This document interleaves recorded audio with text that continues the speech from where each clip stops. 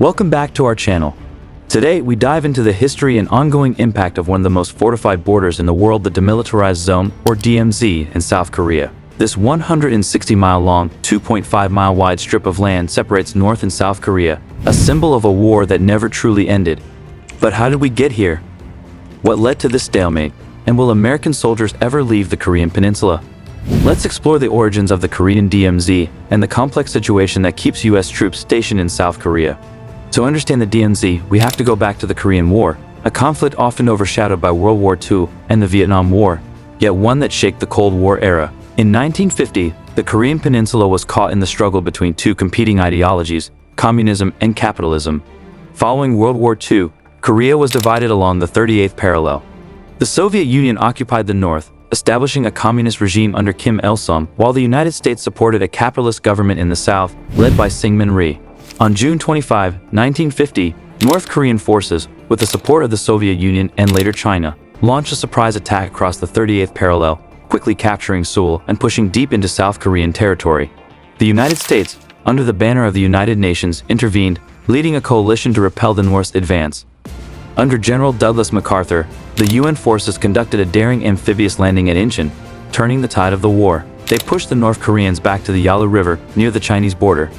But the war took another dramatic turn when Chinese forces entered the conflict, driving the UN forces back below the 38th parallel. The war became a brutal stalemate, with both sides digging in along the 38th parallel, where they had started. The front lines barely moved, despite heavy casualties. After 3 years of fighting, an armistice was signed on July 27, 1953, but no peace treaty was ever concluded. The DMZ was established along the front line, creating a buffer zone that remains one of the most dangerous flashpoints in the world. Today, the DMZ is more than just a military boundary.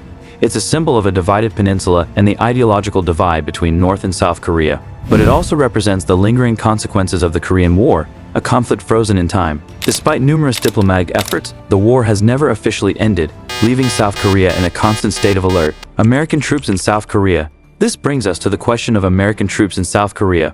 Over 28,000 U.S. soldiers are stationed here, a presence that dates back to the Korean War. These troops play a crucial role in deterring North Korean aggression and maintaining stability in the region.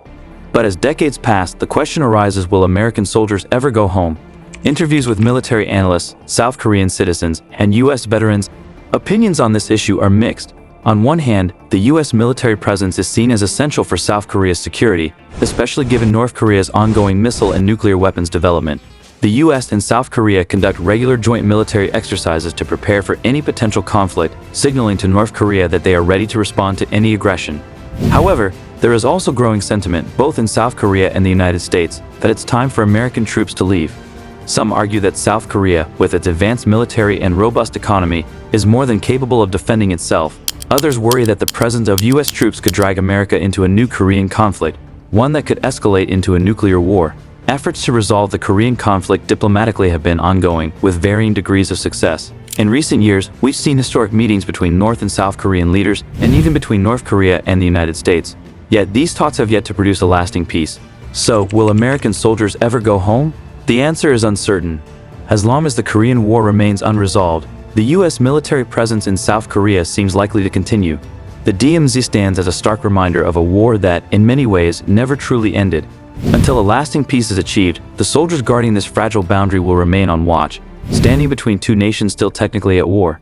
Thank you for watching. If you found this video informative, don't forget to like, share, and subscribe to my channel for more deep dives into history and current events. Let us know in the comments what topics you'd like us to cover next. Until then, stay informed and stay curious.